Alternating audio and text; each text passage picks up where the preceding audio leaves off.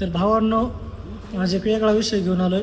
आता मागच्या काही दिवसामध्ये राज्याचे सन्माननीय उपमुख्यमंत्री अजितदादा पवार यांनी एक विधान केलं की एका एका घरातील 5-5 जण PhD करतायत आणि हे चुकीचं आहे. हे दादांचं विधान आहे.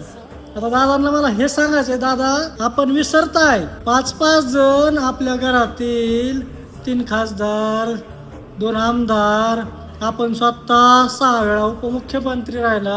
हे पण कुठेतरी थांबायला पाहिजे. कारण लायकी नसलेले लोक, तुम्ही म्हणताय की लायकी नसलेले लोक PhD करतायत. एका एका घरातील 5-5 व्यक्ती शासकीय अनुदान घेऊन PhD करतायत. पर्यंत जाण्यासाठी काय काय प्रोसेस असते कदाचित हे आपल्याला माहित नसेल दादा. पण तुम्ही ज्यावेळेस तुमच्या घरातील 5-5 व्यक्ती या पदावरती जातात, खरंच आपली लायकी आहे तिथपर्यंत जाण्याची? हे पण आपण तपासून पाहिलं पाहिजे. तुम्ही म्हणताय की 5-5 जणांना PhD केल्यानंतर सरकारी तिजोरीवर लोड येतोय, पण तुम्ही 70 हजार कोटींचे घोटाळे केले.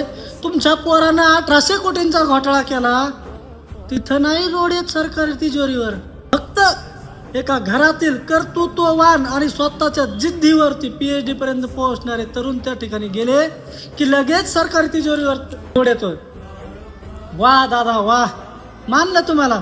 आमची अपेक्षा आहे की दादा तुम्ही पंतप्रधान होऊन देशातील PhD करणाऱ्या सर्व तरुणांवर बंधन घालावेत. असा कायदा आपण करावा. आपण पंतप्रधान झाल्यानंतर पहिला कायदा हाच असावा. वा दादा वा, मानलं आपल्याला. धन्यवाद.